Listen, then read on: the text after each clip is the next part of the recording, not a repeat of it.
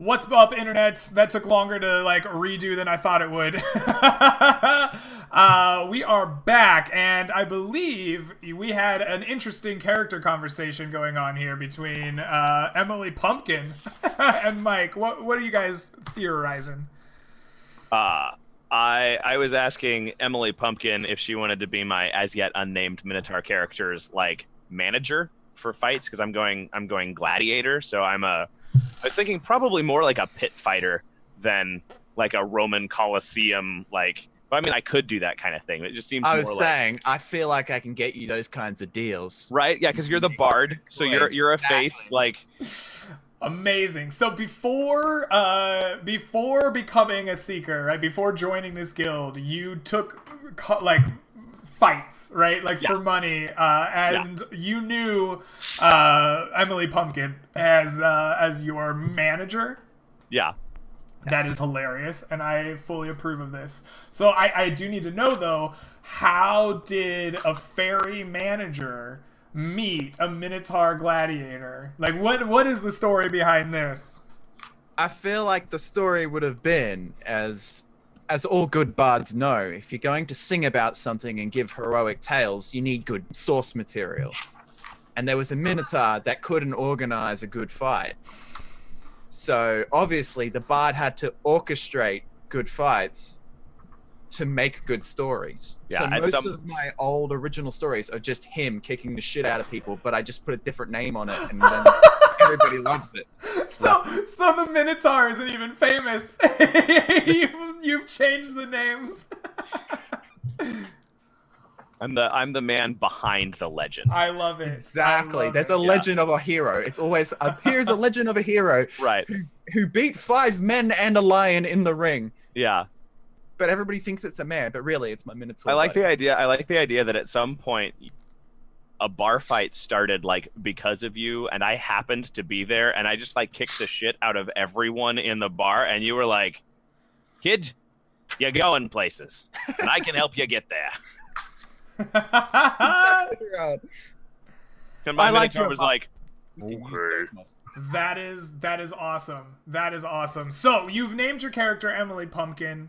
You've chosen a class. You've chosen a race. We have a little bit of background info on you. Have you chosen your background? Oh, I have. I've done it all. Let's go through it. Let's talk about the mechanics of your character. What background did you choose? Okay, so I picked entertainer, of course. Okay.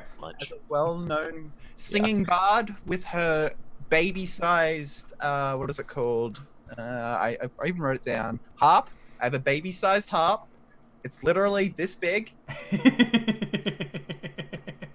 And I took the personality trait 8, which is I change my mood or my mind as quickly as I change the key in a song. Oh, very I am interesting. a hyperactive pixie. Very hyperactive. Changes moods a lot. Okay, so do me a favor.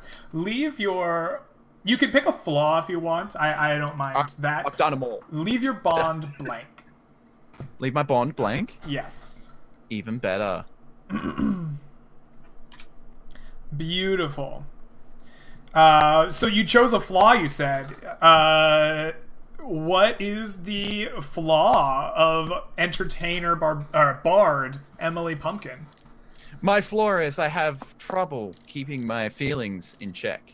Do you lash out at people? Yeah, I explode, and then suddenly I'm fine again, right? Because I'm constantly changing. Okay. For once, I could be the happiest kid in the room, and then somebody's just like, your harp is ugly, and then I explode, and I hold them to the deep depths of hell, and then I'm fine again. I completely go back to what I was doing.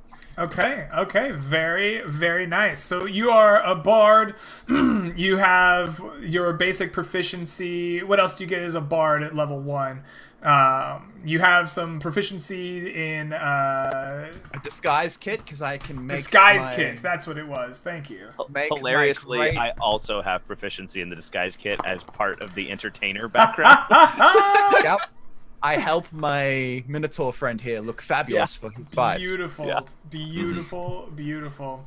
I love the idea of my Minotaur is like, today I am Ferdinand the Bull. Tomorrow, All right. I shall be someone else. That is awesome, and I love it. I love it. So, you, sir, as a bard, you have light armor proficiency. You've chosen your weapon proficiencies. You don't actually need to do that. You just get them. No, I just get them.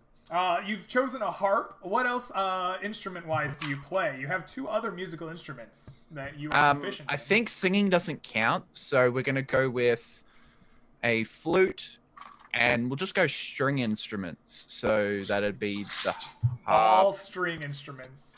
Yeah, just give me all of them. Fuck it. If it's got strings, I can play it. Harpsichords once. All right, you know what? I'll allow it because it's hilarious. Yes. It's just like I just stare at an instrument. I'm like, it's got strings. I'm like, I can make this work, even though the instrument is bigger than I am. You got to remember that. I imagine you flying around it, plucking individual strings like rapidly. Yeah. I'm actually. You finish the performance and you're horribly out of breath. Yeah, just panting. I'm actually just a river dancer. I river dance on any string. You river dance on string instruments. Yeah, I like the idea of like a harpsichord, which is like a small piano. I like the idea of him just running back and forth across the keys, like just jumping. Wonderful. River dancing across them to play things.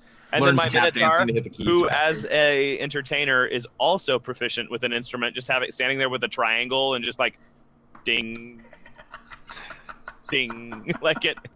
At mostly appropriate moments. I love it. All right, that is wonderful. So, good sir, have you chosen your skills? Me?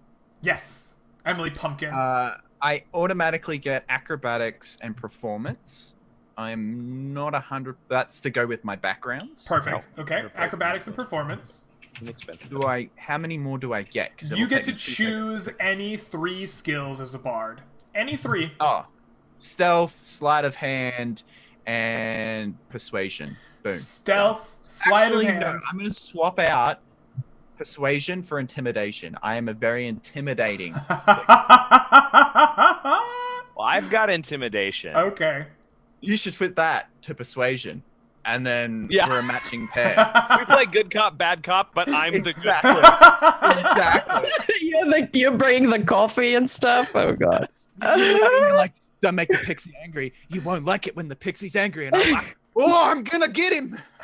All right, I'm on board Hold with me that. back. Perfect. All right. So the next question is, as a group here, do we want to pick the starting equipment for each class, or would you like to roll for gold and purchase your own equipment? I'm gonna be really easy, so you guys pick, because essentially, I'm a naked pixie, right? So I'm good. So it's up to you guys. I'm just gonna pick because rolling for the gold will get you garbage most of the time. The standard setup is much better than the gold roll, so I'm just gonna Okay. pick from that list. I'm fine with that. Okay. All right. So it sounds like Yeah, we're Bowen has taking one. the just standard starting equipment. So Millman, you get your choice between the standard starting Diplomat's equipment here. back. For Or an your insane purposes, everything in the starting equipment will be diminutive. So you'll have functioning diminutive equipment at level 1. Beautiful. So it sounds like you are mechanically set up. The other thing that you get is spell casting. Do you know what you're doing with your spells? Yes. My 2 level 0 cantrips. Do you want to know? Because I'll tell you. It doesn't matter to me. I'm gonna go with Vicious Mockery, obviously, Perfect. and I'm thinking, Prestidigitation.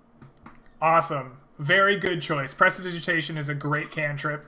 Very Yeah. So you've got Also those. You making also myself know booming 4 voices first level amazing. spells. Yes. And I will have Charm Person, Cure Light Wounds. I don't need Verify, but Thunder Wave, Beautiful. and Speak with Animals. Speak with animals. Ah, okay. I like it. There's going to be so much animal talk in this campaign. I can already tell. I better get really good at playing a little chipmunk or something real fast. Awesome. All right, so it sounds like you are mechanically set up and ready to go, Millman. Who is... I want you to think... You have a pretty good idea of your background here, so I'm not going to tell you to think about it too much. Think about anything cool or interesting else that might be applicable, and then we'll have a talk about characters and how they know each other later. Who's next? Who is most ready or needs the most help getting the mechanical base of their character down? I mean, I have the book with me, so Okay. I think I'm good. I also have a book. Beautiful. Beautiful. Are either of you close to being done? I'm doing like cantrips right now. Okay. I don't have spells. Hey! I don't have to worry about that. That's great. Lucky you. Yeah. That was great. I am trying to pick 3 cantrips as a wizard. Perfect. Anyone wants to help me pick cantrips? Prestidigitation, always good. I like prestidigitation. I like that one. Yeah. Can't say Mending it. is super useful in specific circumstances where, like, if you don't have mending, you always end up having that one moment where you're like, if only I had mending. I get a bunch, so the I'll rest of take the time. mending. So I got you covered. Okay. You got They mending. still have Vague in 5e, because Vague is amazing. I don't believe they have vague. Damn, because it seemed very vague, right? Oh my god. Okay. At least That was somebody terrible. got it. That was Question. Sure, Faye. Hold on. No. Question. Is anybody taking any light, or are we going to be a I have the light torch kind cantrip of party? You have a light cantrip. Okay. for being a light domain I player. was gonna say, yeah, I do not have dark vision as a Why minotaur. have light So dark vision in this?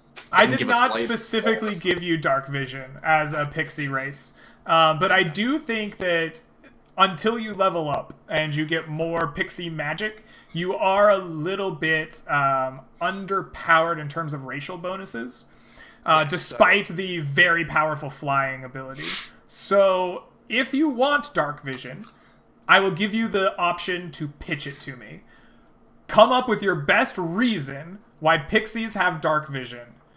I feel like it'll be a later thing, and it would be like, you know, a 6th level. I get dark vision because the more Fey I become, Okay. the more Feys become broken, right? The more closer to the hedge I am, the more Okay, so I can add dark vision into your pixie A level powers. thing, Yeah. yeah. Okay, perfect. Then I will make that an option. I think that's very reasonable. Yeah, we have the whole circle, chat. We have a bard, a druid, a cleric, and a barbarian. Like, this is totally going off the rails. If we had 2 bards, that's it. It's the road to El Dorado all the way. I feel like Mike is always like multi-classed as bard. His character sheet might not say it, but his characters I almost always feel are somewhat bardy. I like the idea that my character, if we're doing the good cop bad cop thing, I like the idea that my character's like the sergeant in Zootopia, the big like bull, like Yeah. just walking in with coffee for people, and then I get mad. So, Mike, it sounds like you've kind of gotten your barbarian under wraps here, yeah? I think so. All right, so mechanically, let's talk about it. What are you missing? Or we'll just go down the list like we did with our girl, Emily Pumpkin. So, my character's name's gonna be Gormak. Beautiful. Gormak. Gormak. Gormak. The entertainer thing does say that in my equipment, my starting equipment, I can swap my musical instrument, which I'm proficient with. It doesn't say I can swap my proficiency, but I can swap my instrument for an unusual but inexpensive weapon like a trident or a net.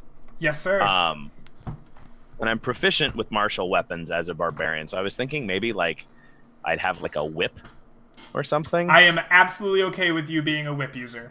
Yeah, which so you know, although Does that sound good to you? Is that like yeah, I really think, cool? I don't know what else. Like I mean, I guess I could throw a net, but Spears or pitchforks or something are pretty common with gladiators, I think. that's true. I could have a spear. How great would it be to have a lance and just do my own charging? Just the lance and I'm totally down with that. That's pretty fun. Yeah. But no, I'll probably go with a whip. It's got reach, Okay. which is an interesting feature for it to have. Absolutely, yeah. So you can strike at 10 feet. Right. The So funniest that's pretty thing awesome. about it is it's a finesse weapon, but I'll be using my strength despite that, so I'm just a strength whip. Just I love the fact you're using a finesse weapon as a non-finesse weapon. right, yeah. I'm That not is finessing glorious. with it at all. All right, sweet. So you know your proficiencies in armor and weapons. Yep. You've traded in your musical instrument for a whip. Level 1 proficiency bonus is +3, right? +2. Is it +2 for Plus level 2 1? for level 1. At Okay. 5th level, after the end of the first tier play, proficiency will be +3. That's but- right. It's 8 but plus it's- +2 because that's how you start at 10. That's Yeah. right. Okay. Yeah.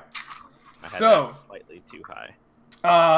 do you know your skills that you have chosen? Yep. Well, I haven't really chosen any of them. They all got determined by my class and Okay. race and Okay. stuff. But it's acrobatics, which is part of the entertainer one. Mm-hmm. Athletics, Uh-huh. barbarian one. Performance, which is entertainer. Okay. Persuasion, which I get from being a minotaur. Wow. I can pick either intimidation or persuasion. And Ooh. originally I'd picked intimidation, and then we changed our minds. So I took persuasion. And survival is my other, I think, barbarian. Survival. Okay, beautiful. So you've got Yeah. those down pat. My passive perception's 11, Thank you. That's actually very helpful. so you'll probably want to know that at some point. I will, yes. So you don't have a lot of other options here outside of Nope. that. Nope, I just got rage. Yep. Rage and unarmored defense, which is 13 because of my dex penalty. Yep. All right. So check out your equipment. Get that done. Do you have any like basic background on Gormak? Like besides the pit fighter that Besides the pit fighter thing? Yeah. Not really. I think he was probably started pit fighting for somebody else. Like he owed money to somebody or something, or he broke something that he couldn't afford to pay, like bull in a china shop sort of situation. Okay. And he got stuck working for some, like, I'm thinking probably like a mob boss who was okay. forcing me, like, kind of like, what movie is it? It's not, I think is it Lock, Stock, and Two Smoking Barrels? That No, is a it's, movie. No, it's Snatch, where Jason Statham and the other guy are Yes. like forced to fight or to book a fighter for the I can't remember the dude's name, but the guy with the What did you break? Or why did you get caught up? What was it?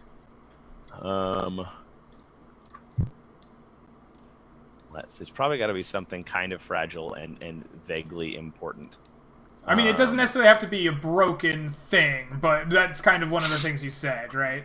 Right. But why did the boss get his hands on you, right? Why were you stuck under his thumb? Or her?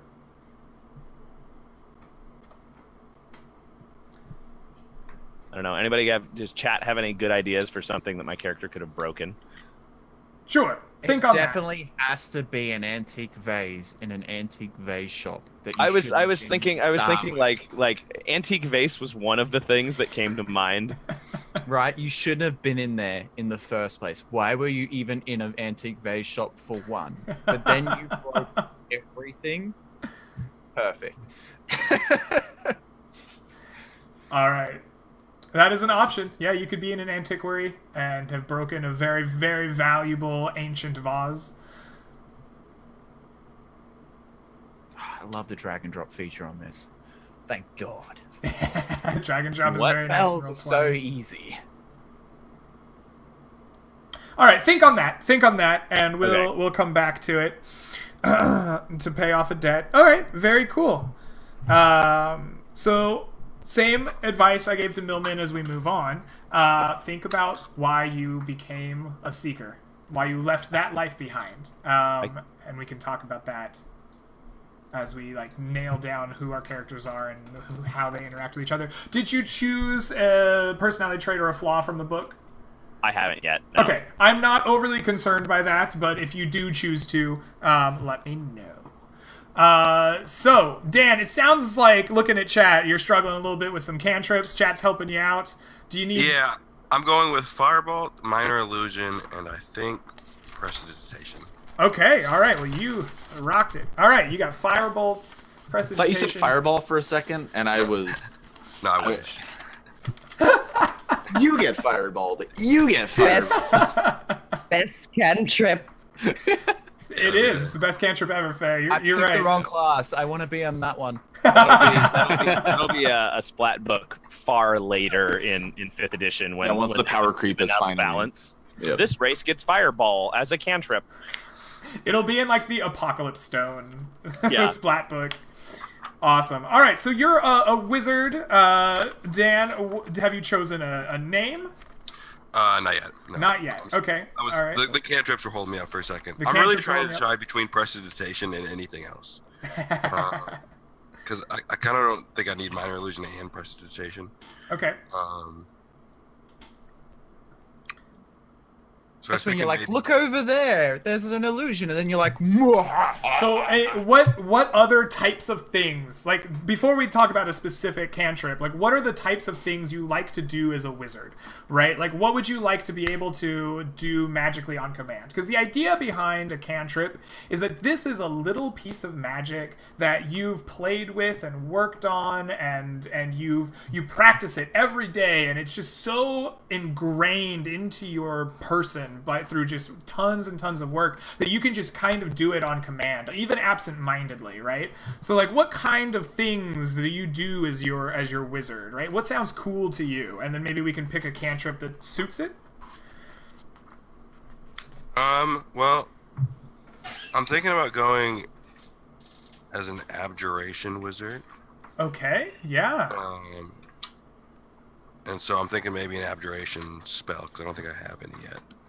I don't know off the top of my head which spells belong to which class. I think have to always look Abjuration's those up. protection, so like shield and Yeah. that kind of thing. With shield is super good, but it's also very situational, and it's a lot better at higher levels when you have more spell slots to use it. Like at first level, blowing half your spell slots to block one attack is a pretty hefty cost. No, Although at for the same time, as a wizard, at first level, you probably have like 6 HP. So are you still working on cantrips, or are you looking at first level No, spells? I'm trying to decide between Prestidigitation and a different cantrip, basically. Okay. All right. Pres- Mage Hand. Mage Hand is a fun choice, being able Mage Hand is pretty to good. pick things up from far away, interact with things from a distance. That can definitely be a very entertaining cantrip to mess around with. Yeah, Does that you just, sound like- wave your hand and things move? Like that's very much so a very good wizard trick. Yeah, that'd probably help us too. We don't really have a lot of carrying capacity. The hand Yeah, itself doesn't I'm carry definitely- very No, it doesn't much carry weight. much, but, yeah, but no, it for is kind of a fun way to interact with things. But we could always just have the mage hand carry whatever like the torch is. Just Just carry the pixie. Yeah, we were. Yeah. So I was gonna say, are you less than 10 pounds? You're gonna be able to be carried by my mage. Oh, I can be thrown around like a motherfucker. Hand. We'll go with mage hand. All right. Can we wanna fastball fuck special with- the pixie with the mage hand at some point? I'm I don't think the I don't mage think it's very hand strong. would I don't think it was throw very- anything. Yeah, It still sounds we really could fun. we could slow ball special the pixie with the mage hand. Slow ball special, give him the screwer. Yeah, give him the Uh, change up to throw him off. I'm Yeah. just saying, do you really want to mess with the bipolar pixie? Like, All you right, have Dan. to sleep. All right. Yeah, I'm going with mage hand then. All right, you've gone with Mage Hand. That sounds excellent. So you've got your hit points. That's obvious. You've got your 0 armor proficiency or weapon proficiency. Do you know what skills you've taken? I have taken. So I get Arcana and History because I'm going with the Sage background. Beautiful. And then I'm going to take Investigation and Religion. Investigation and religion. Awesome.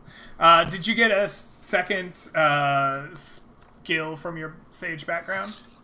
That was Arcana and History. Oh, Arcana and History. Okay, I missed the History. My brain. I haven't broke picked down. my additional one from being a human yet, though. Okay. Okay. Do you want to crowdsource that with the group? What do you think? Yeah, we I was should kind of use? trying to think what else we need. Like, do we have anything that we're missing? I guess for skills, like we So definitely for have skills, I took history, insight, persuasion, and religion. Does anybody have deception? Did Emily take deception? I'm sorry, I'm not a deceiving pixie. Okay. All right? So nobody's a good liar in this group. What about We don't Faye? lie. I don't know if the Spriggan took this deception. Yeah, we don't know. We haven't really heard from Can't Faye yet. speak English. Personally, I'm a pretty good liar, but I don't think my character is. So Right? probably not. I don't know. I feel like you'd be pretty good at lying and then just remaining very wooden. Wow. Yeah, but the problem with lying is you have to understand the correct social context to lie, right? When do you That need is to lie true. instead of saying, "We totally killed that man"? Absolutely. Yeah. Was that wrong? Was that wrong? Nobody told me, right? Somebody in went chat's back. pointing out we don't have anybody with proficiency in perception yet. Is that true? Does I have everyone- it. I have it. Okay. Sorry. Sounds like Faye's Yeah, taking I it. have it. I definitely do not. Okay, How so are we at stealth overall? Is anyone sneaky? Yes, I am. I mean, the pixie is tiny, and I Okay. guess I could shapeshift into something, you know. she's a tree. She can blend in literally anywhere with other trees. Yeah. Except for in the dungeon, just like, you know. There's a random tree in the middle of this dungeon, but we don't see anybody around. Hey, it worked for me. it Yeah, did. Every time I've turned into a tree, it has worked out. So I feel like trees in the middle of dungeons are legit. Faye's just one up you. She's always a tree. That's true. With the human additional feat, it can be the human additional skill, it can be any skill, right? Any skill you Yep. want. Ooh, any skill. Yeah. One skill, one feat.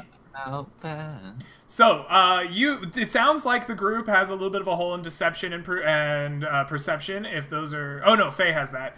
So deception yeah. is a skill that you could take. You could definitely be one of the deceivers if you want. How's your wisdom? You take No. medicine. No, I took that as I have a spare the dying, so medicine Okay. kind of We have a does. cleric, so I'm Don't need to assuming worry it's too not much about medicine.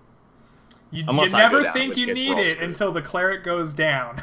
Yeah, it's just not I'm even gonna like take that. medicine just so I can You're take a wizard. Then which is high the intelligence, right? the pixie Yeah. gotta heal then. Did you take? Do you have all of the or most of the intelligence skills? Do you have like Yeah, I've religion got all of and them. history and nature and? I think I have. I mean, I'm- Arcana is like most important anyways. Presumably, he gets Arcana just for being a wizard. He's got Arcana and History. So things that you could use here: Deception definitely up there. Insight is very interesting to me as an interpersonal kind of skill. Let's see. What is my other skill? I'm trying to remember what it is. You have investigation. That was my other one. As a wizard, being very inquisitive is always very strong. You are quite dexterous. Perhaps Yeah. maybe you have some acrobatics or sleight of hand. Yeah, I was that kind might- of thinking between stealth and sleight of hand. You might be able to use sleight of hand. Some DMs will let you use sleight of hand to try and cast a spell subtly for your hand gestures. You can do that without drawing. I think there's actually. actually a rule in the book. If you get the new Xanathar's guide, I have that on actually order. covers- It's coming. yeah, they have a rule in there for how discreet spellcasting works. Yeah. Which would have been nice to put in the player's handbook, but oh well, Right. at least it came out eventually. All right, I like it. Then I'll take sleight of hand. Sleight of hand for our sneaky wizard. I like it. Okay, so we've got your skills sorted out. You know your saving throws. They're right there. Have you chosen all of your first level spells as well as your second? I mean, as well as your cantrips. I'm sorry, you don't get second level spells yet. No, I've chosen my cantrip so far. I haven't chosen all my spells. Alrighty. So as a wizard, you have a little bit different way of knowing your spells, right? Yep. And it is your intelligence modifier plus your wizard level. That is your preparing. And how many do you know? It is. Get back up. I've already forgotten how many you know. It's been a long time since I played a 5e wizard. I play a lot of bard.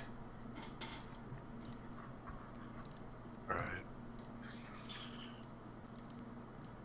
Question. Ah, you know as many as you have in your spell book. I get to play with your spell book. Are there any that you want? Group! What spells do you want your wizard to have?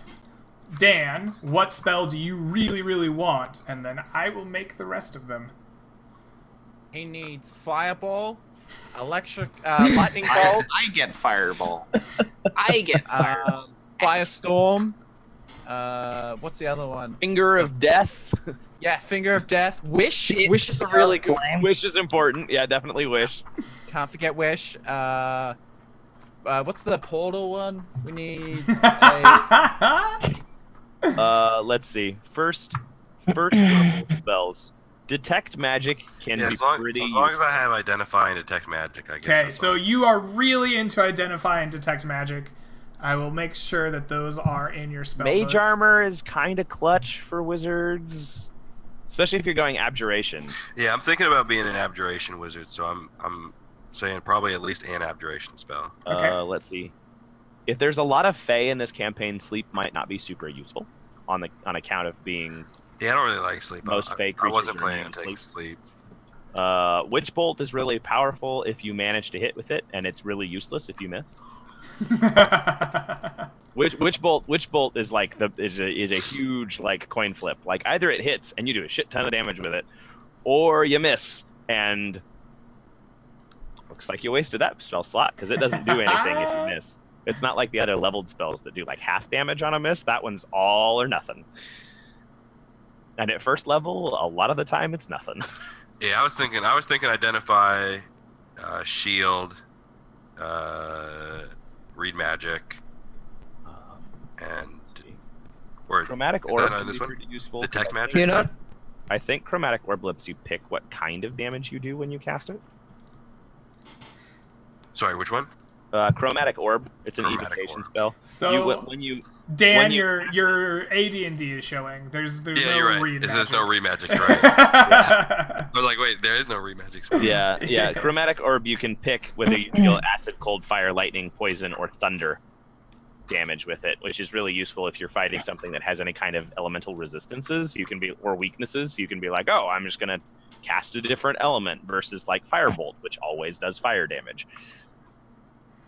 All right, so you have 3 Shot. spells right now in Identify, not against- Detect yeah. Magic, and Shield. Pick one more as a group that you think is really good. I am not gonna pick magic missile. Oh. You need those guaranteed hits. Magic Missile is pretty good.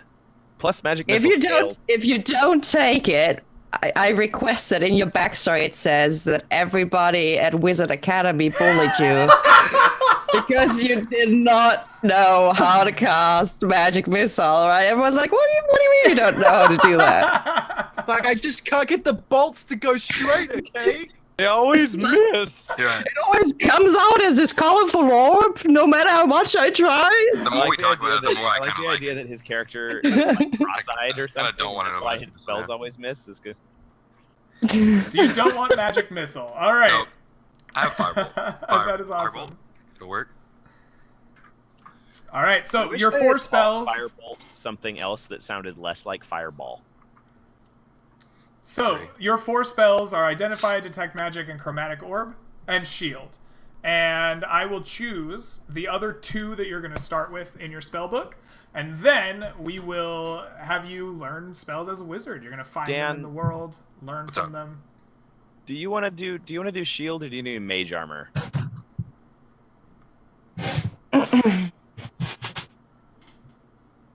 You want to swap out Mage Armor? Because I mean, mage armor gives you, was it 13 AC? I think, or 14. I get my dex bonus as a wizard, right? Yeah. You do, as long as I mean, you're... I'll have a 12. So like major armor will give me 1 more AC, Hang on, let me look. I think mage armor gives you. or is it 14? It might include your dex modifier, or it might just set your AC. No, it does. It does. It includes your dex. Yeah, mage armor. There's mage hand. Where's mage Right. armor? 13. AC becomes 13 plus Plus its dex. Oh, Yep. okay. I thought it was just a flat 13. No, No, yeah, it's 13 it would plus your give you an dexterity. AC of Oh, I thought 15, that. I believe, total. Yeah, once you which casted is- it. Which Oh, I yeah, that's a feel lot like better. that would No, it's a lot better. Yeah. would be better than shield, which only lasts for 1 round. No, for sure. Let's definitely take. Okay, so we'll swap out shield for the mage armor as your first 4 guaranteed spells. I will make you 2 other ones to go in your first mage book, and then we will have you learn spells in the wild. The wizard has more AC than the barbarian does. That's pretty hilarious, actually. All right, so you have your mechanical wizard shaped out. Do you have a name and a basic backstory? No.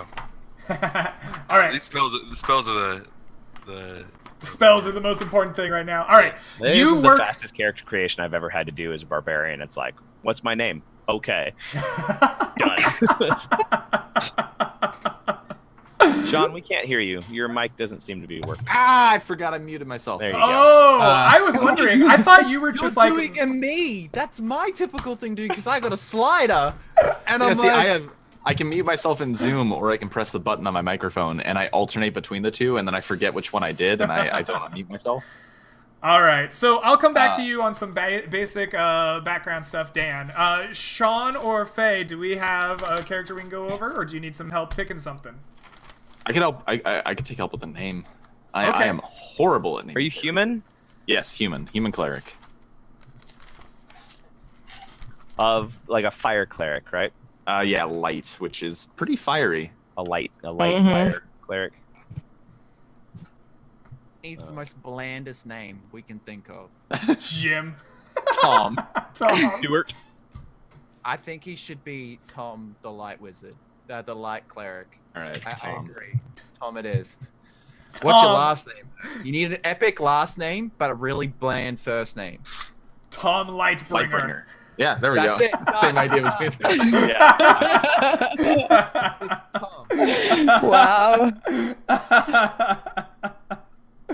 All right, Tom Lightbringer, the cleric. Wonderful. So you are a light domain. You are an acolyte. So have you've gone through most of this, I trust. What have Yeah. you chosen for your skills? Skills. I've got history, insight, religion, and persuasion, and also perception now because I forgot about the free skill that you get as a human variant. Wonderful. I Wonderful. always pick perception as free skill as human. Yep. Always. It's so good. It's a powerful choice. That is for sure. That is for sure. And then I'm probably going to spend my feet on heavy armor so that I can wade into the thick of things. Spells are like a backup option. Right? He's not the kind of person to sit in the back and use like Sacred Flame. He's the person to walk up and hit you in the face with a mace. He's gonna you know? thump some dudes. Yeah. I like it. All right. So you have your feet. You have your skills. You've picked your starting equipment. Anything notable in your starting equipment? So I was gonna ask you about cost for this because normally lanterns are 5 gold pieces, right? Yes, sir. I kind of want to get a lantern with just like a big like block of frosted glass in the middle. So like something that would never work as a lantern for anyone except this guy because he has the light cantrip. So it looks like this isn't a real lantern, but then he just casts light and it's like this bright sunlight glowing lantern. So you want some artisanal lantern light. I like it. Yeah, so it's like a lantern. It's like sturdier because it's frosted glass, but it would never actually work unless you could cast light on it. Beautiful. Yes, you can buy that for the same price. He Okay. had to wait. He had to wait extra time to get it because he special ordered one, and then some minotaur broke it. And the I love it. no, I did come up with a potential for how I ended up indebted to a crime lord. Okay. How did you end up indebted It to a actually crime lord? it actually didn't involve breaking anything. It involved walking out of some shop at exactly the wrong moment as some like criminal type was running from the law and just ran into me like a wall because I'm a giant ass minotaur, fell over, and then the guards caught up, arrested him, and then the crime boss who that guy had been working for blamed me for it like I'd been involved in helping catch this dude, and it was Interrupted totally a incidental. heist. And my character didn't realize, like, no, that's not my fucking Did fault. you kill Croak? like that wasn't my fault, but I'm not like, I didn't like realize. I was like, oh, okay, if you say it's my fault, then I guess I have to. And then that's where Emily came in and is like, no, you don't have to work for this guy. I like you just it. work for yourself, and then I'll be like, oh, I can do that? Yeah. Oh, okay. Oh, wonderful. You need an agent because Yeah. you don't know. You need to work for yourself. Right. Okay. So you work for me. I can't carry gold.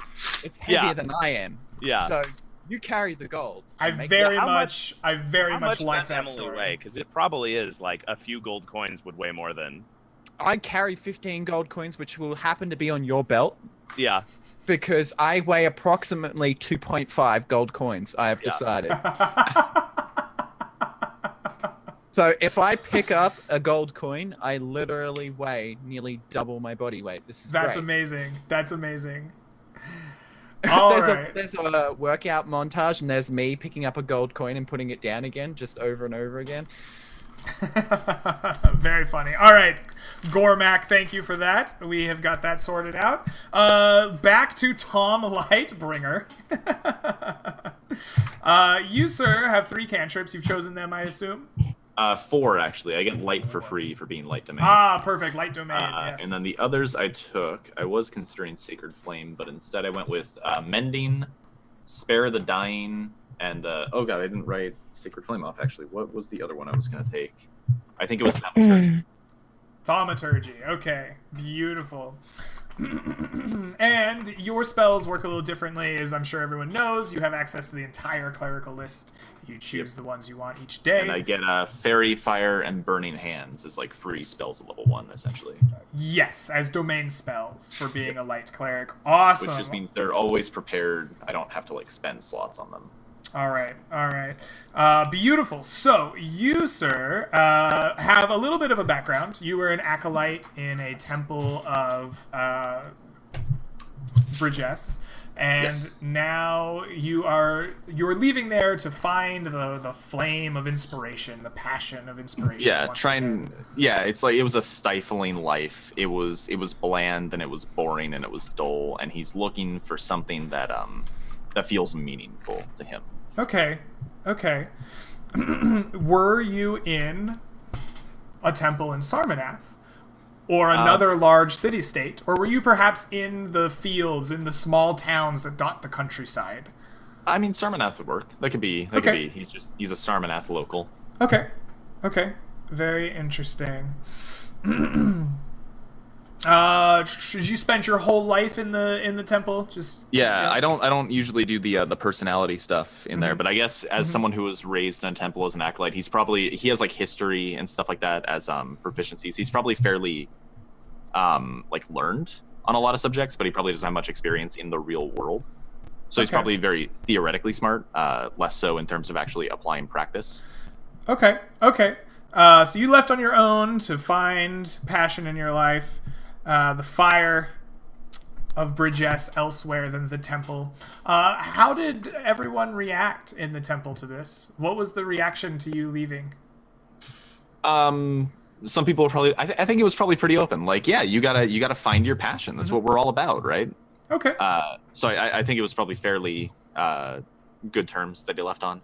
Okay. That's probably why he's so well equipped. They gave him like chainmail armor. And, They gave go you out there, gifts. but don't get yourself killed, please. Yeah, so gifts were given to you as you went out into the world. Okay.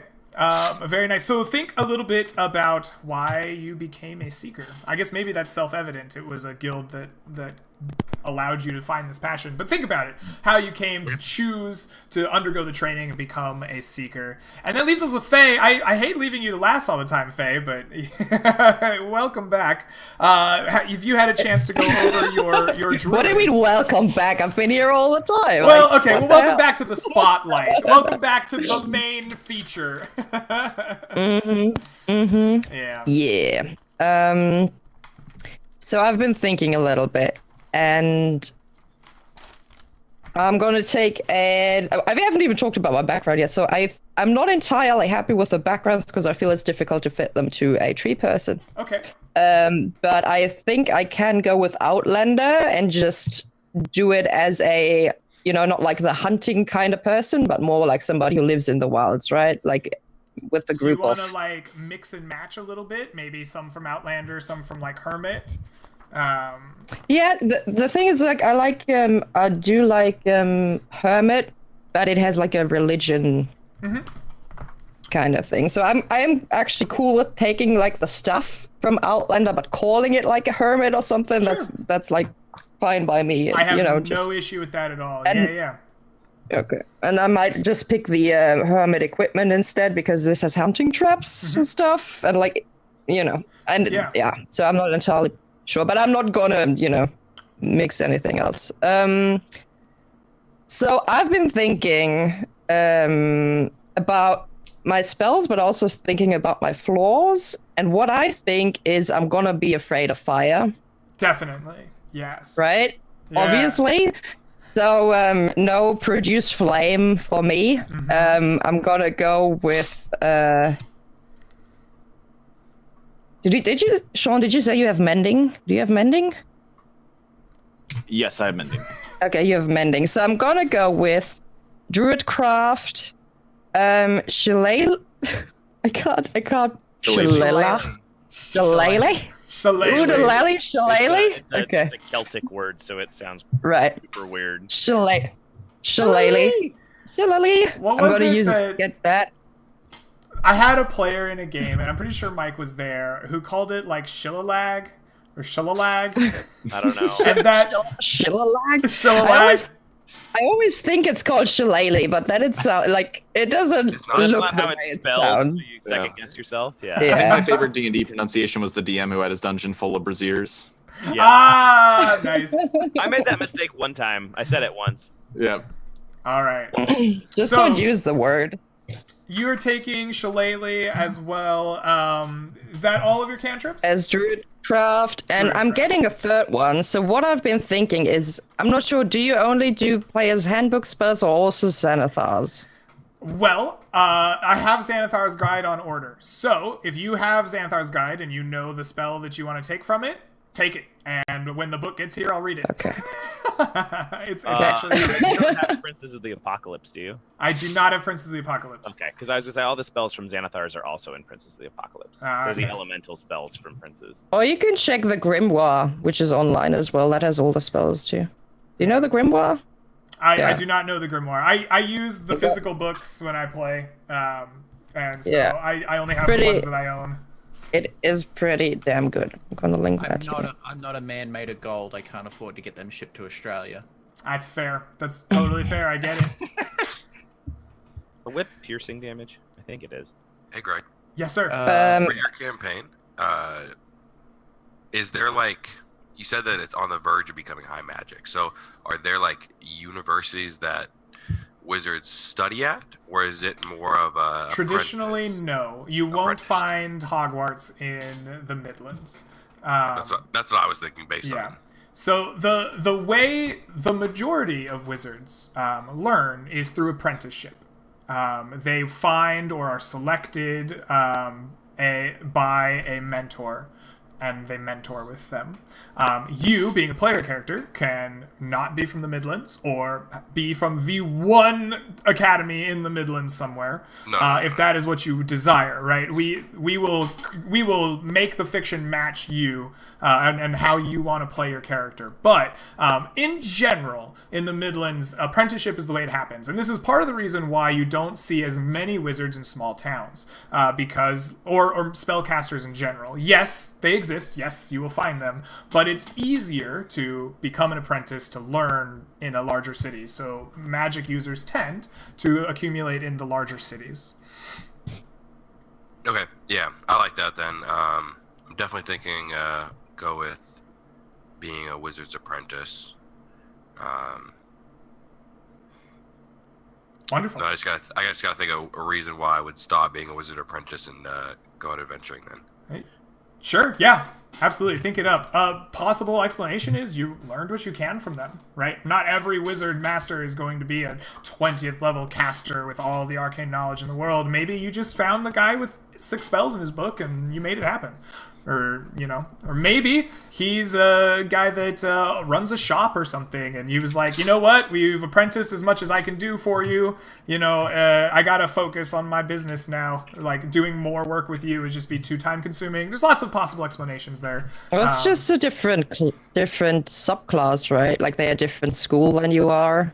Sure. Yeah, that could definitely be a thing. And you're just annoyed by all the explosions because you can't study if everything is just so loud around you. All the fireballs. Yeah, Faye has a great point. Maybe you studied with a vocational wizard, and as an abjurer, you're someone who tends towards abjuration. It just didn't quite work out, you know? There's a lot of options there. Some jackass, he was actually an illusionist, and he'd make you blow all your abjuration spells on things that weren't real. And he like around the corner, and there's like a gibbering mouther there, and you're like, ah! You like throw up this big old shield wall, and you realize it's an illusion. You're just like, I only have 2 of those a day. Could also be a necromancer. And they just scare the shit out of you. It's also possible. Alrighty. I thought the whole thing would have been is just like, I think we should start seeing other people. I like That's totally okay. He got dumped, and then he just moved somewhere else. Like your wife or husband, and they are already super powerful. That would be hilarious. Did you get a good idea there, Dan? Is that helpful? Yeah, I kind of like it. I think he got 3 good ideas there, Greg. Yeah, now I just gotta decide between Did he them. get a good idea that he liked? No. Question. I kind of like the idea of the wizard having a different class or a different focus than me. Yeah, tradition or whatever. Beautiful. All right. So back. We'll work back with our Spriggan Druid friend Faye. So you've taken your cantrips. You were deciding on one. You were saying, right? Yeah. So if I can take one, I would take like the what did I say? From the other book, right? Xanathars. If I could take one, I would take Magic Stone, is what it's called. Magic Stone's pretty good. So yeah. give me just a brief breakdown of what Magic Stone is, so I know. So you can touch 3 pebbles and you imbue them with magic. Oh, it's and the 2E either spell. either me or somebody else can make a ranged attack with them, either throwing them or like using a sling. And has 60 feet and is 1d6 plus spellcasting modifier. Wonderful. I'm all about it. Magic Stone away. Because I wanted to do something that is still kind of thematical for, like a nature person. Yeah, it's a great pick. It works. Are you taking infestation? The infestation cantrip? Not yet. Maybe later. Because I definitely want Druidcraft. Isn't that one that Elder Scrolls Spriggans basically have? They have like the bees. Probably. Yeah. Yeah. I just want to say the 3 rocks you pick up are stronger than I am. That's amazing. They probably weigh more too. Exactly. Yeah. Alrighty, so you've got your cantrips. Your druid spellcasting is very easy. You have access to the whole list of druid spells. You pick whichever ones you want up to your slots, or up to your number known, not your spell slots, obviously, to the number known. Have you picked your skills? Oh, yeah. 1 second. I gotta open that up. I have animal handling, athletics, nature, perception, and survival. Wonderful. Okay, I like all of those. You've chosen your starting equipment? Anything? Sorry. Yeah, here's the thing. So we are going with the druids only wear wooden stuff, right? And they don't wear metal. Correct. Okay. Yeah. Okay. If I was to have a sling, can that be part of my body or not? I think that is a really cool idea, and I'm all for it if the group is all for it. Yeah. I don't think that's unreasonable. Hell yes. You have a Absolutely. vine. Okay. Like Yeah. a vine I can use to propel those magic stones. Absolutely. Yeah, you just start Okay. slapping around one of your vines and wing out a stone. I like it. Okay. Yep. Awesome. That's great to know, actually. So your sling is actually just a part of your body. Our character used bullet seed. It was super effective. That's very cool. Awesome. All right. Anything else we need to know about your equipment or your mechanical druidicness? You do know Druidic as well as your languages we discussed earlier. That is a language that exists in this world as well. Some DMs have told me they don't like it, and I find that silly. Okay, so do you have a name for your beautiful Spriggan? I'm actually gonna go with Rose. Because like she does have a different name in Spriggan, but for normal people that's kind of complicated. And she is like she's a woodland creature, so she does have like one flower around her neck, right? And that's like a rose, so that's what she goes by. Yeah, first light of the sun on the morning dew soak rose petals is kind of a long name for common. exactly. Did you come up with that at the top of your head? Yeah. That was clever. Like that was you fast. have to tell me that. You have to write that name to me. Yeah, so like... kudos. Like that was good. All right, so Rose the Spriggan, also known as the first dew flowers, that stuff. Is there anything? Do you have a little bit of background information? Oh, did you pick a background? Oh yeah, we talked about it. Outlander. Yeah, we hermit. talked about. Yeah. I've got the out hermit, Hermlander.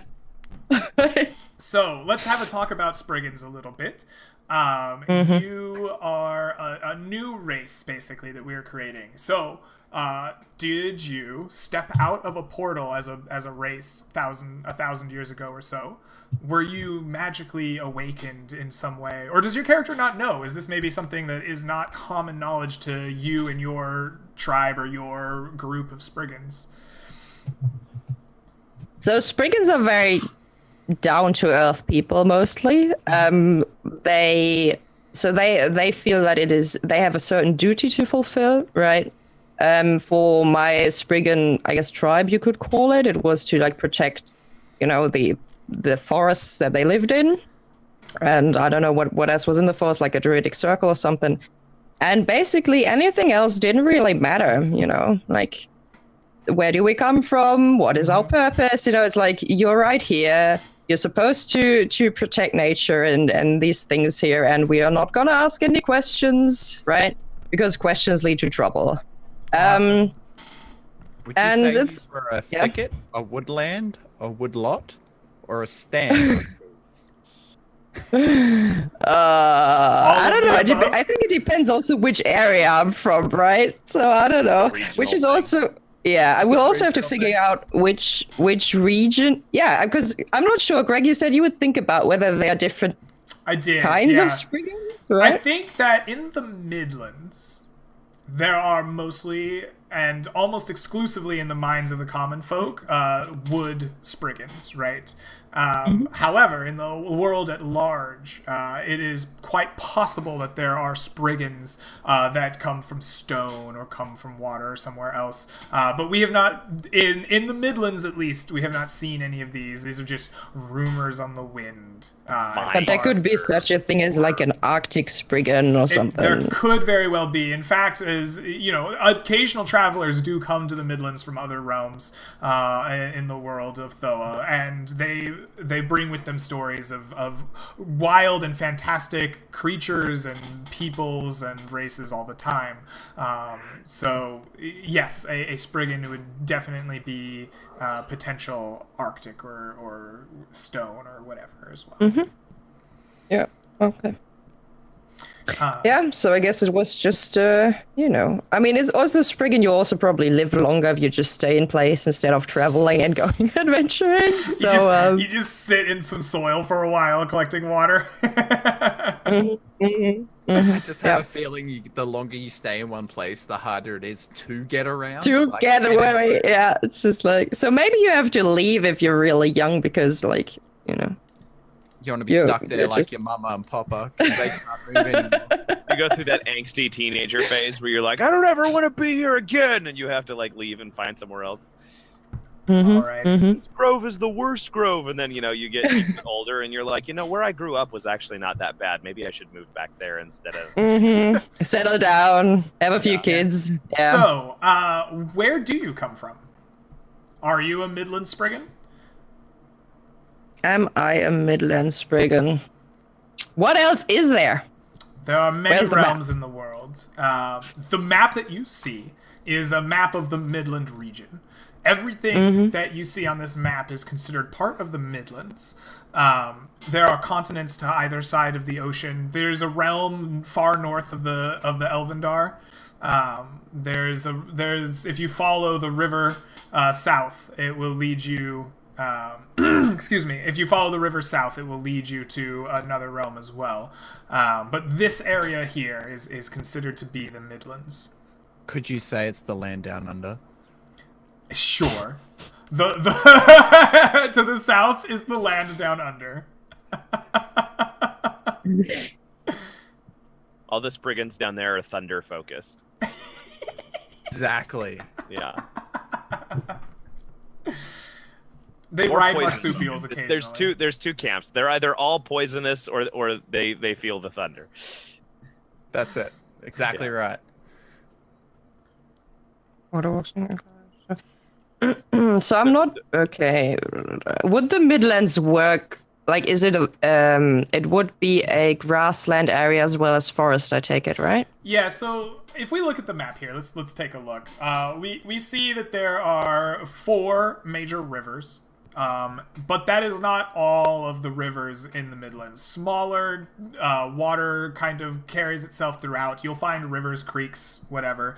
The 3 mountain ranges are basically what you'll find for mountain ranges, and then there are 2 large forests that are particularly of note because of their massiveness, right? They're so big and unexplored for the most part by the people who most commonly are around in the Midlands. To the north is the Great Forest of Elvendar, where there is an ancient, basically city and society of elves who live in the old tradition of the Fae of before the rifts. And the Gloomwood represents a very terrifying forest. It's dark. It is home of very powerful and dangerous magical creatures. And so there's not a lot of people that live in and around that area. Some do out of necessity, but people tend to avoid the Gloomwood as a general rule of thumb. But those are not the only places of forests and woods. There are much smaller woods scattered throughout the region as well. So what you see on this map is the big major pieces, and the smaller stuff I leave to my players to fill in as they find it and as they play it and discover it and maybe even in some cases create it. Well, I'd be down to be from the Gloomwood, I guess. We could do that. Awesome. Can I ask a question about the Elvendar forest? Yes. What terrain feature that isn't the edge of the canvas caused the forest to be so cleanly cut on top? Because that is the edge of the map. And the forest extends beyond that, potentially. Okay. Basically, the map makers do not have an accurate description of what's up there, right? You'd have to find somebody from north of the Midlands to tell you what extends beyond the Elvendar. Okay. Yeah. Or go explore it yourself. Or go explore it ourselves. I mean, we have a pixie and a Spriggan, right? We should be able to wander around in the forest without No, the pointy-eared ones are a nasty Fae, alright? They talk down to me because I'm So, as a member of the Gloomwood,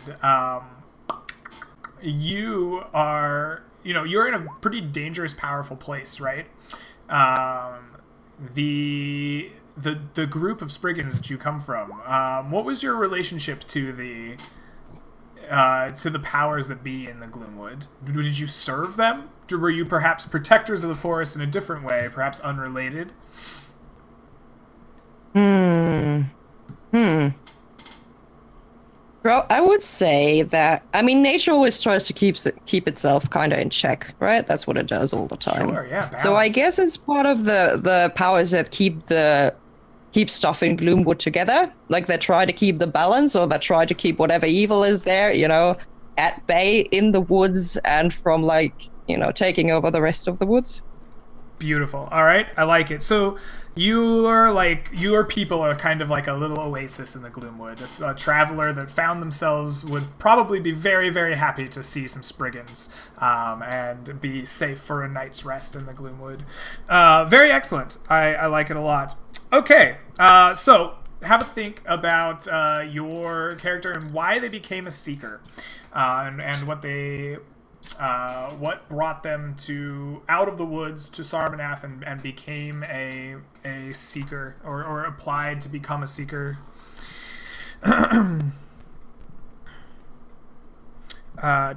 Does anybody... I'm going to go around basically at this point and begin asking probing questions about your characters to get some just like hammered out details of narrative, and we're also going to maybe make some bonds. I like to make bonds between the player characters and not between outside forces. And so we'll ask some questions to kind of dig that down. The first one I'm going to ask to all of you is... how did you come to be a seeker? What made you want to be a seeker? And what are you seeking? I'm gonna finish writing my note about Spriggans in the Gloomwood. And who has the answer ready? Who has thought that through?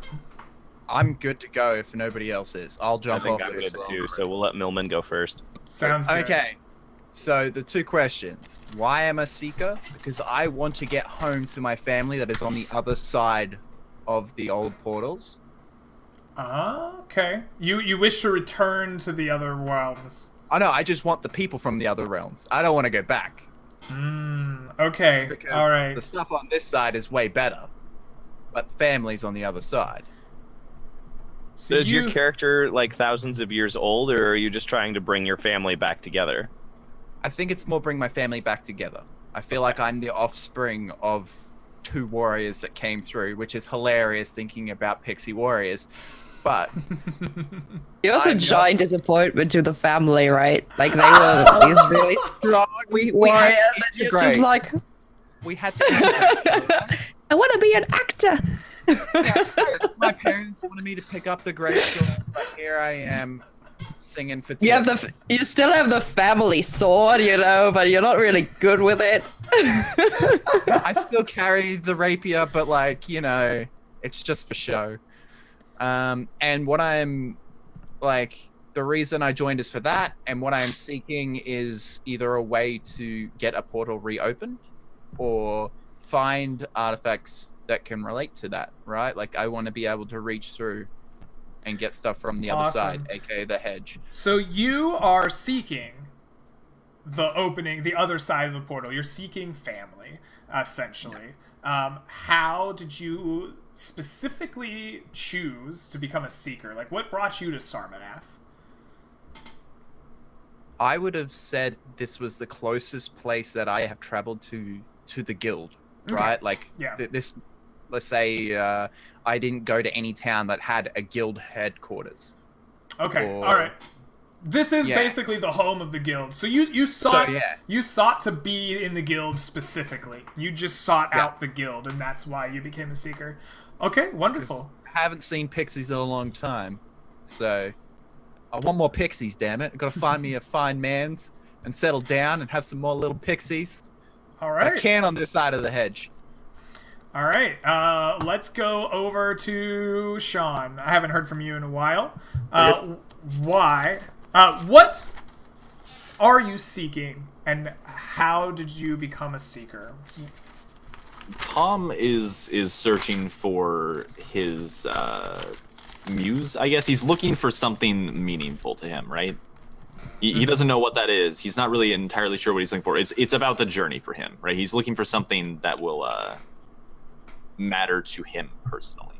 And the reason he became a seeker is because he cares about the Adventurers Guild aspect of them. He's not as interested in the finding mysterious artifacts of old, but he does it because that's part of the job. He's more interested in the go to strange locations and do odd and dangerous jobs. Sort of the Adventurers Guild side of it is his big appeal to being a seeker. Okay, interesting. So it's the journey. Yeah. You seek adventure. Yeah. Okay. looking for like what is the thing that will give him some sort of like purpose or meaning. Right. Okay. All right. And did you seek out? Did you become a seeker much the same way that Emily Pumpkin did? That you sought out the Seekers Guild because that's what they do, and it aligned I think with what you thought. I think he basically walked out and was like, all right, I'm gonna go do this whole adventuring thing, and then he kind of like stepped outside of the temple, had no idea what to do or where to go. So he was like, I'll go over here. These guys know what's up. I'll walk across the street, and they got me. Awesome. All right, cool. That makes sense. Okay, so we'll go from Sean down to Faye. Have you had enough time to think it up? It's kind of difficult for me, to be honest. Because I feel... How do you end up there? I feel like I would need somebody who would point me into the right direction, right? Like, I might leave the forest by myself, but, like, just... I feel like somebody who's lived their entire life in a forest wouldn't just be like, hey, can you point me to the Seekers Guild? You know, that's not something that's probably... You wouldn't even know who to talk to, like, walk to a garden, ask them for directions. I don't think that's something you probably would know how to do, right? Okay, so you think somebody taught you about them or told you about them? Yep. Perhaps you met a seeker? Might have, yeah. Entered the Gloomwood, and during his seeking, or her seeking, and the adventure stumbled upon or was found by your tribe of Spriggans, and during your time together, maybe you learned of the guild, and we were told, you know, where it was. And what they do. I think that's pretty good because then you can go, you know, listen. This person has such interesting stories to tell and all these ideas, and you know, we could, you know, think about these things. And they are like, no, you know, they're gonna leave tomorrow. You know, story time's over, and then you're like, okay, you know what? No, I'm just tagging along because this person's way more interesting than anybody of you around here. So did the person you meet, did the seeker, did they take you with them? Or did they leave, do whatever their quest or their mission was, and you just had this knowledge now and sought it out on your own? I think they probably, like, I guess they just left. I feel like going to the Gloomwood is probably some kind of quest in a way. Yes. So going back to the Seekers afterwards seems to make sense to me, right? Like, doesn't seem the place where you're just like, if I don't have to travel through there, I'm like... you know. No one just goes there on a jaunt. Yeah, you're just like, oh, let's just walk through the Gloomwood. Sounds nice, you know. Nobody does that. So. If someone does do that, they are suspicious. I mean, you should trust them with your lives, players, clearly. Sure, why not? You followed with them and went with them to Sarmanath to become a seeker. So that's how you became a seeker. You met a seeker and decided to join them. So the second part of this is why? What is it that you seek? Right? What drives your seeking? And people seek for many reasons. Could be glory, could be power, could be to reunite their family. What is it that your character seeks? I mean, I think a big part is probably just identity, because if you're surrounded by trees and they are kind of like you, but they're also not exactly like you, right? And then you meet humans and they're also a little bit like you know, but not quite. So and then you have maybe meet a pixie and they have, you know, similar abilities to you. Like there are some things that, you know, connect us, but you don't know where does that come from, why is it there? And so you know, it's kind of, maybe she doesn't know whether the Spriggans came through the portals or whether it was something where they were awakened. It's probably also not like Spriggans are keeping proper history books where they're like, this is how it happens. It happened like 5,000 years ago, you know? So maybe some people... Fine print in the tree exactly, like scribbled into a bark. No, but maybe there are some people who argue for Spriggans coming through the rifts back then, and other people who argue for they must have been awakened. Okay. And so trying to figure out where you come from and how are you connected to the world you're in, I guess. So it sounds like you're seeking your place in the world. Is kind of what you're seeking. Awesome. All right, very good. So Truly are the angsty tree. All right, so let me go through my list of characters here. We have talked to Tom about seeking the journey. We've talked to Emily Pumpkin about seeking family. Gormak. Yep. Why do you seek, and how did you become a seeker? I think I am seeking money. Money. Primarily right now. I think Emily is the one who convinced me, hey, we should leave this town where the crime boss that you owe a bunch of money to is. We should go to Sarmanath, where we can join the Seekers Guild, and as the big Seekers Guild, you'll have some protection from the crime boss there. And you can earn enough money to pay back Jabba the Hutt doing jobs up there. Jabba the Hutt. All right. So I basically like Emily convinced me, hey, we should go become Seekers because that'll earn you a lot more money than pit fighting will. So you're seeking wealth, but wealth as a means to an end, and the end being freedom. I'm seeking to pay off my debt and be a free-ish man. And then he's going to buy a farm with lots of cows and be a very happy wedded man. Seeking money as a means to freedom. Yeah.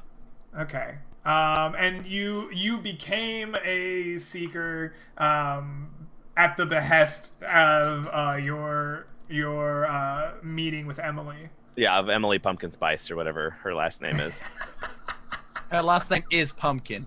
It's just Pumpkin? Okay. Yeah. Pumpkin Spice. That's the 5th Spice Girl. Yeah.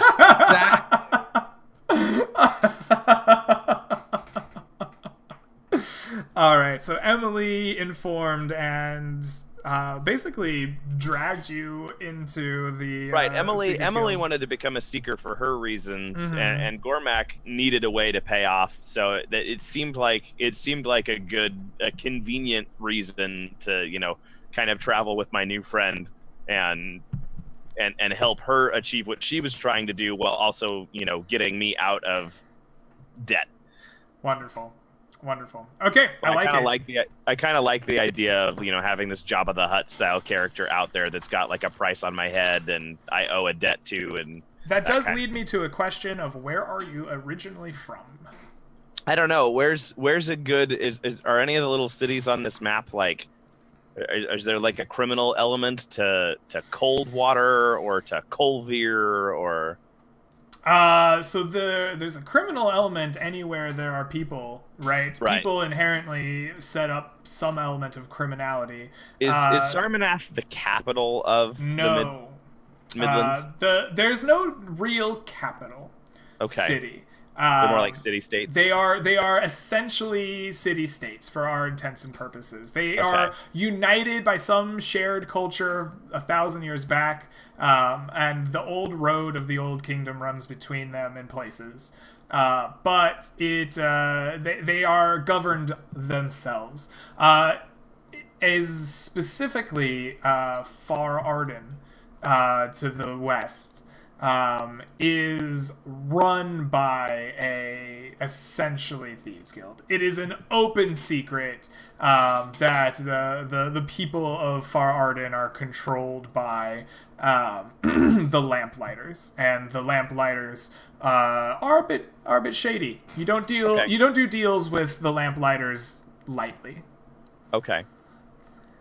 All right, yeah. Let's say I'm from Far Arden then, like far enough away that it's not likely like the next city we go to will be, hey, here's somewhere that you owe a debt to a powerful criminal syndicate, but close enough that it's not like, oh yeah, we're never gonna go all the way down to Nestor, like. Perfect. All right. So that leaves us with Dan, the nameless human wizard. First and foremost, do you have a name? I've been legit looking at these name generators online for probably an hour and a half now. You're like me. I put in fantasy human names, and yeah, there's a lot of options. I was about to say, you picked the biggest list known to man. No, there's an unlimited number of lists. The worst one I saw was just Sun, just S-O-N. It's like they're not even trying. Your characters, it could be Jimbo. Like, your character's name is Jimbo. Let's see. Yeah, I don't like any of these. Anyone have Don't leave it up to me, because we all know where that goes. It just goes off the deep end. Just take something that sounds really old, like. What Could about go Norse and do like religious Fafnir or characters? something. Is it common to be named after any of the gods in your? You Here. could. Yes, a woman may be inspired to name someone. Are there after any? Vergès. Are there any legendary heroes of the realm that children are named after? Yes, there are legendary heroes. Their Do names. those legendary heroes have names, Greg? Their names are lost to the history of time. No, They're only known as the Warriors of Light. the 4 warriors of light. They're Yeah. known as Earth, Wind, and Fire. No, so there's the history tells of a band of elves that were not loyal to the Court of Kor, dwarves, humans, and other creatures that closed the rifts and sealed away the world.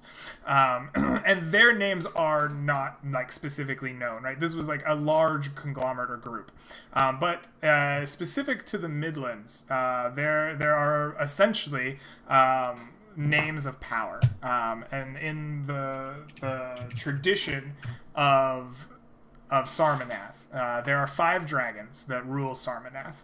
They're not actually dragons. They're just called the 5 dragons. They're people, and they always have the same names. The magic user among the 5 dragons is known as Janlar.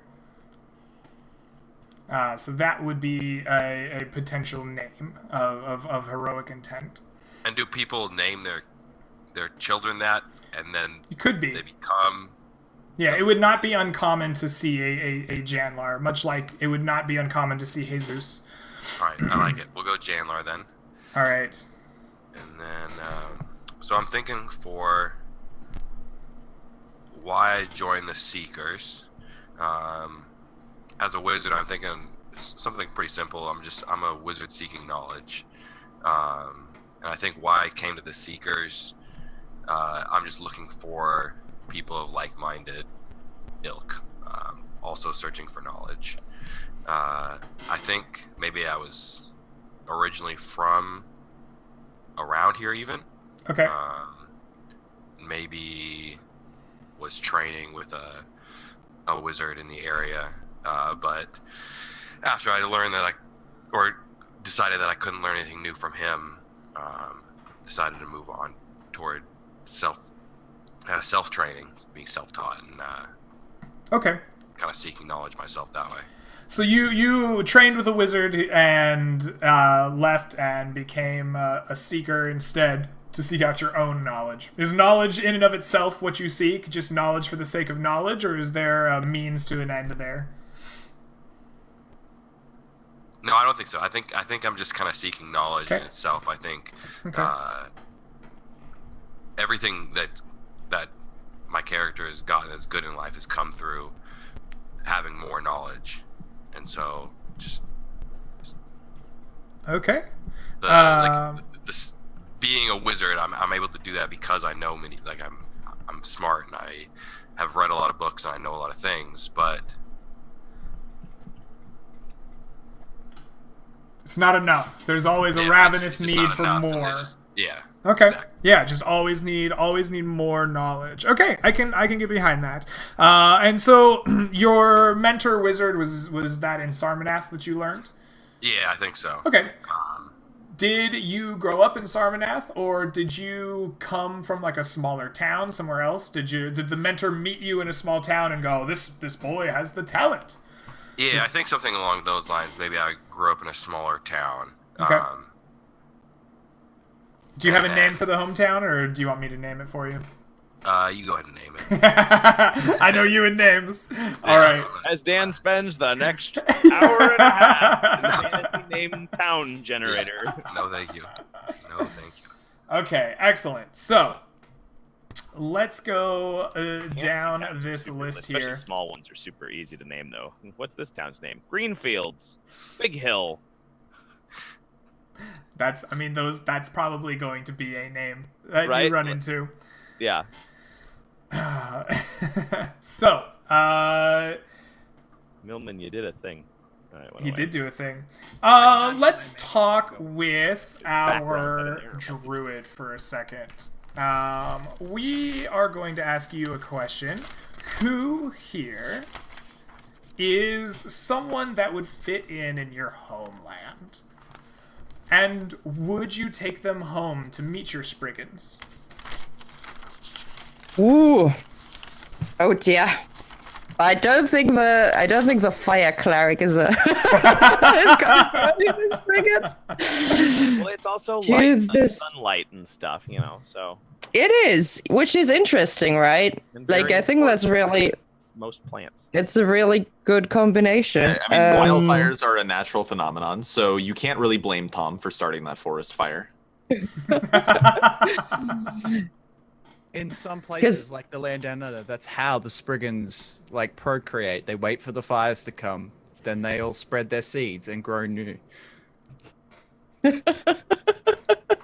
See, I told you that this point would come up. Like, you said it wouldn't matter, like, how Spriggans got babies and how that worked exactly, but, like, session 0, and we're already talking about it. So if I think I would have brought the wizard, right? Okay.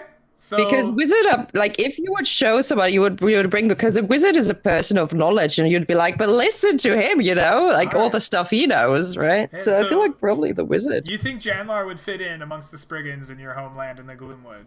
Okay. And you would take him home?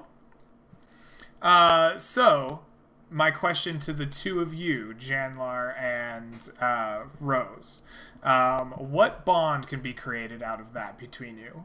Are you interested in seeing the homeland of the Spriggans, perhaps, and wish to go? Or are you convinced that your people could learn more from Janlar and his arcane knowledge?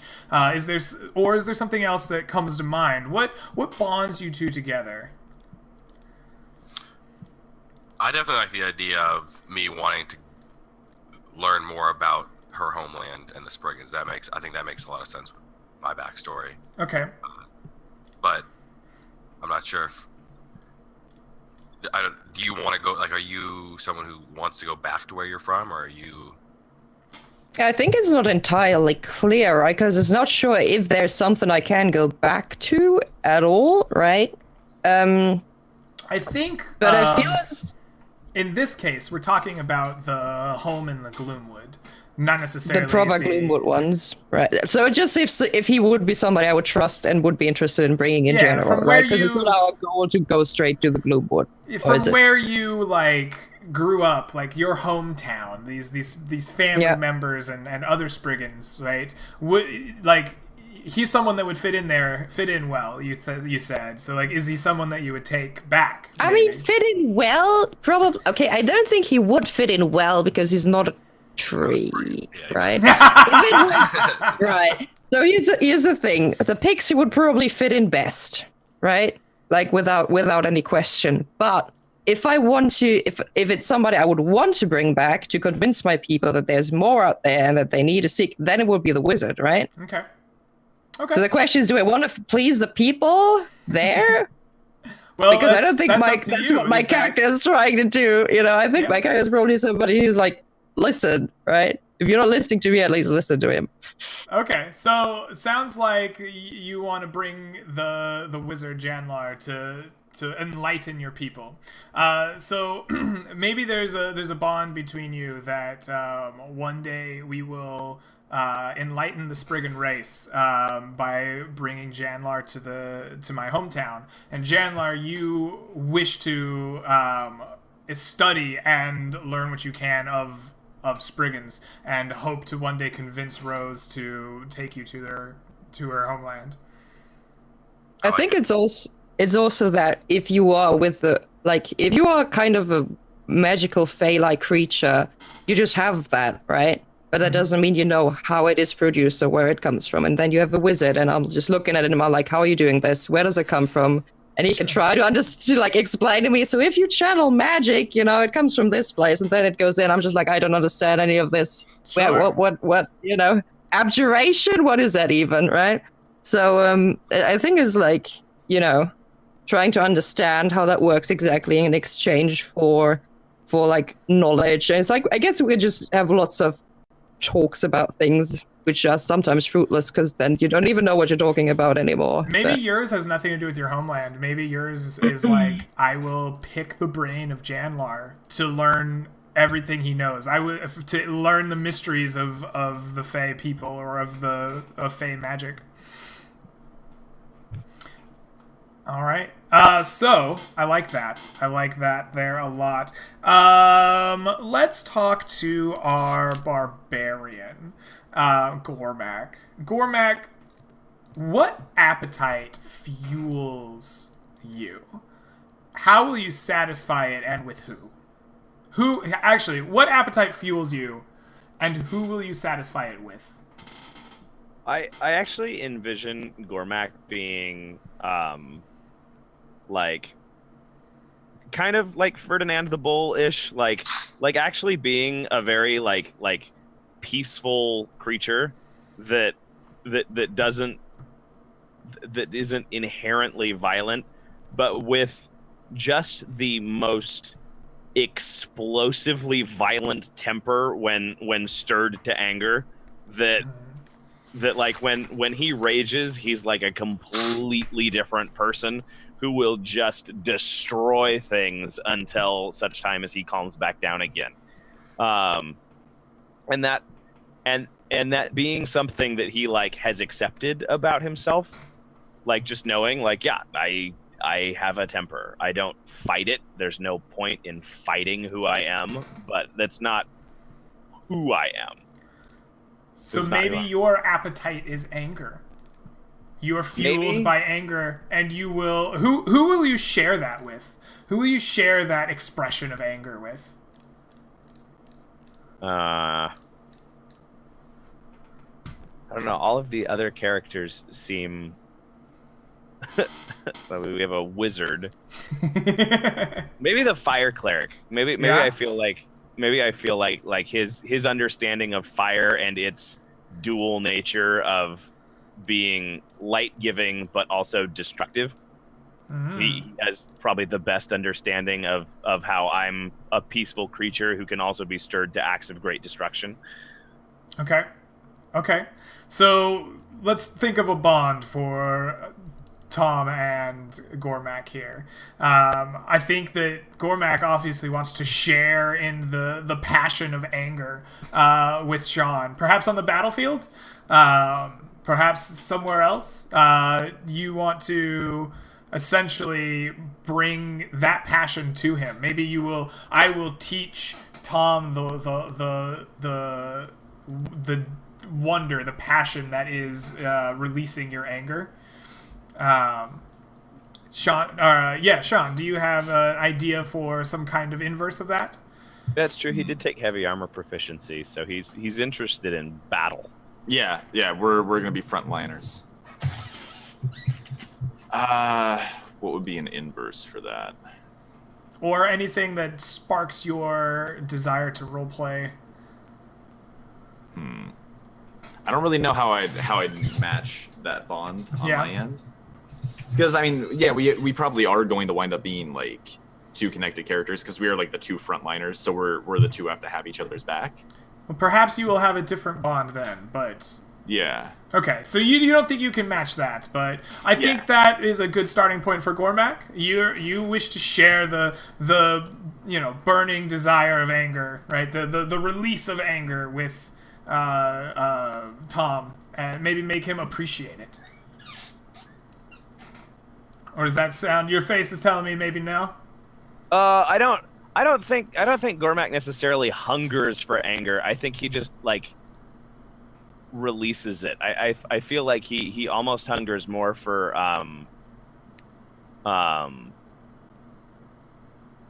not peace, but like balance. Okay. Like a harmony or something, almost in like an Eastern religion type of sense.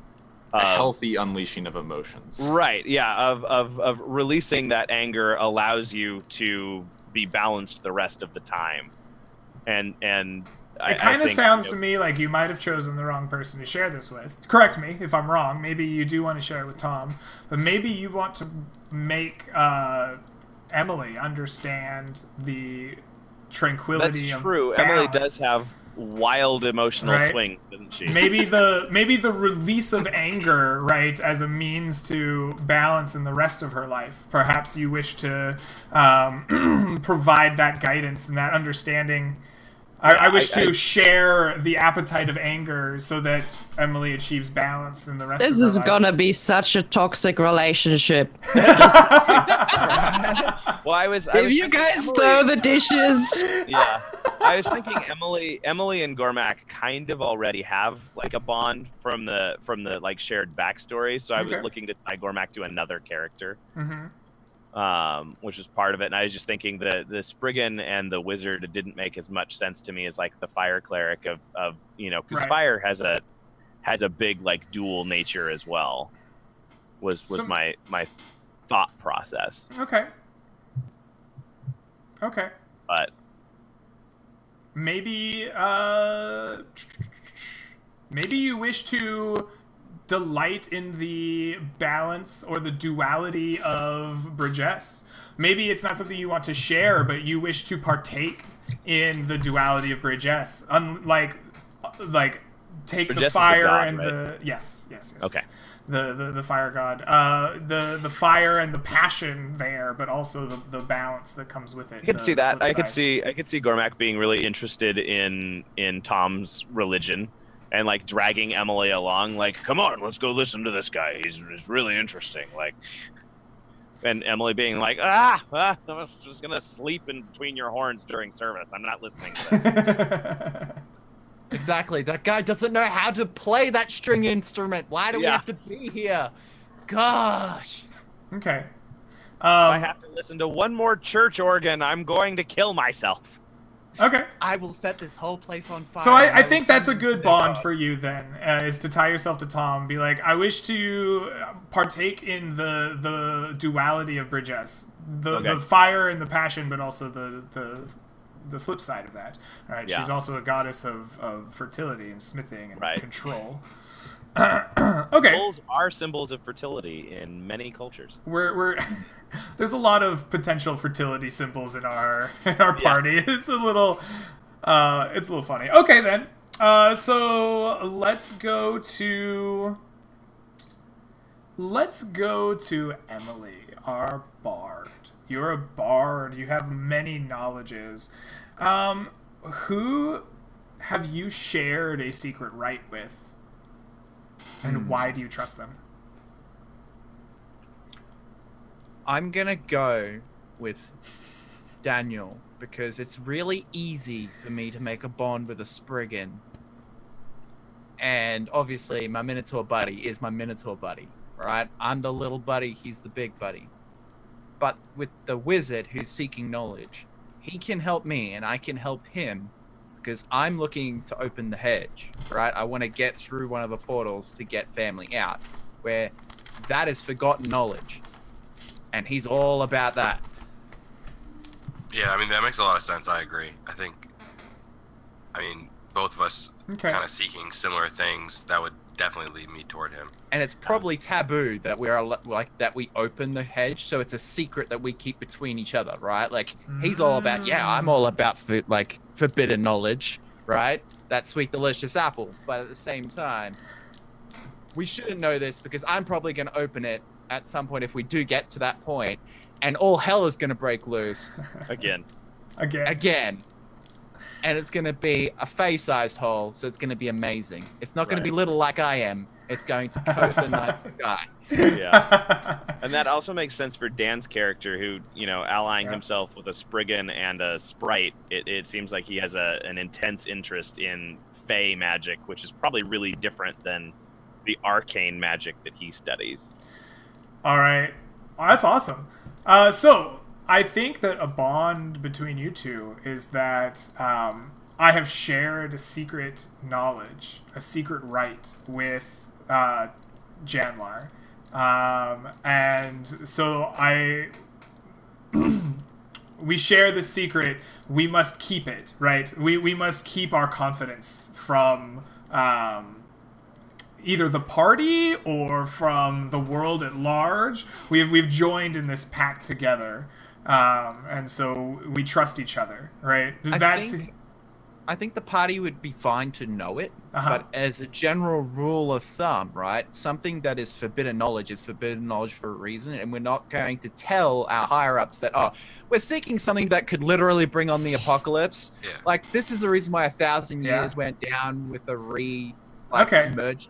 So I think Just don't make me lie about it, otherwise we're going I think in the depth of Janlar's soul, he kind of wants to just know what would happen if the apocalypse came. he just wants to He can see acknowledge. the world burn, just to see what it's like. Just for a second, we open it up, we let fire in, and then we quickly close it again. Yeah, Maybe I think he's he a might man be of thinking science. He's that's okay with all destroying the you world need. as long as he gets to know how it works. Yeah.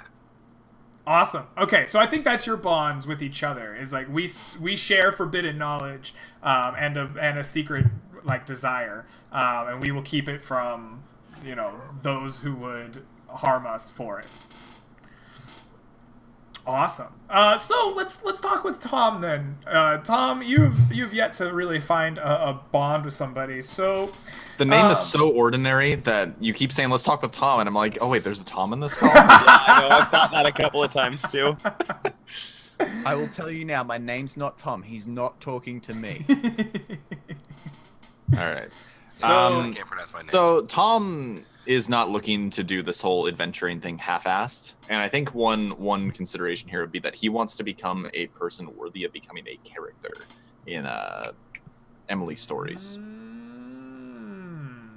You're still a bard, right? I damn right you know I'm a bard. This is my first ever played bard. Like, I know how to play everything, but So I've never actually put it into practice. So, hell yes, I'll write your story. But let's make it epic. I'm not going to write you no petty fight. We're going to open the gates of hell, and you're going to close them. So I think your bond Perfect. is you desire, I want to be worthy of a story for Emily. All right, you don't want to go up to Emily and be like, please write a story about me. Not like, hey, Right. write the story. Yeah. Like, let's make something So, so cool happen I that you'll will have to write a story impress about. Emily enough that she will write songs and stories in my name. And Yes. and then she won't actually write them in your name. She'll write them in someone else's. Exactly. Well, I mean, at that point you have to, because it's like the hero of all the land. Yeah. Tom. Yeah. It's so generic. I love it. I like the idea that Tom is totally fascinated with all of Emily's stories about Gormak, but has no idea they're about Gormak because Emily uses different names for them. Yeah. Like Because if like they're all Tom about- Tom wants to live up to the legend of this character or these characters That he's fighting stories side about, by has side no with idea every day. He's actively adventuring with that person. Yeah. The irony is beautiful. Yeah. Wonderful. All right, so I think we have a bond between every character, right? Does anyone not have a bond with another PC? Perfect. Okay, so here's my question. We can go through this same process and make a second bond. This one probably a little more negative. Does that sound interesting? Do you want to have some kind of contrasting dynamic as well, or would you rather everything stay on the up and up? We just leave our one bond of bringing the party together. Personally, I like making those things show up in play. Okay. And the potential of creating negative bonds is just a consequence of playing the game, but Okay. that's up to the others. Probably gonna burn everybody at some point, so it'd be better to get it in. We get to the end of session 1, everyone writes a new negative bond toward Emily. Exactly. You're All right. getting to know my playstyle real quickly. Excellent. Well, if that's the case, then that sounds like we have done the questioning I need to do. Is there anything else you can think of about your characters that we should know before we wrap this up and head towards going to session 1? Are we just taking standard highest amount of hit points for our class? Yes, so I want you to take your hit dice for your character class, take the maximum number of it for level 1, and add any constitution modifier. And that will be your hit dice for level 1. As we level up, you will be rolling hit dice. Okay. We lose a just hit about to point if we ask. have negative con. For level 1, I'm going to say no. Take the maximum of your dice. Oh, thank God, because I was about to say, I'm extremely squishy. However, when you roll your dice, you will subtract your con modifier. But you'll get a minimum You of at can't least roll one. less than 1 though. Yeah, for you will that. get a You'll always- minimum of at least 1. Yeah. You know, that's not a real rule in 5e. It's a rule Do they that just I'm not using. specify? Yeah. No, Jeremy Crawford actually said in Unearthed, he clarified in one of his tweets that you could lose hit points by leveling up if you have a -2 or higher con mod. Not in this campaign. Yeah. It's terrible. I think it's really silly, but he said Yeah. it would be like playing a character that had some sort of debilitating disease. Like as you're advancing, you're actually getting weaker. But As somebody who played a necromancer, that totally makes sense and would totally benefit me. Awesome. Anything else we should know or you have questions about before we wrap this up? Totally in orange. That's all I'm gonna say. Okay. Totally in orange. I guess on that note, we are going to call it. Thank you so much for coming and hanging out with me and making your characters. I had a lot of fun. I hope you guys had a lot of fun as well. So one of you's gone next week, right? Am I making that Yeah, up? I'm guilty. I'm guilty. No problem. Don't feel Sorry bad. about that. Don't feel bad. So we won't get this started next Saturday. 2 Saturdays from now, January the 12th, we will have session 1, same time, same place, and I'm super excited to... 19th? Huh? You mean January the 19th? You said the 12th. January the 19th. You are correct, sir. That is 2 weeks, not the 12th. I'm insane. January 19th, we'll be back. I hope to see you all there. Chat, good night, good luck. Adios, everybody. bye.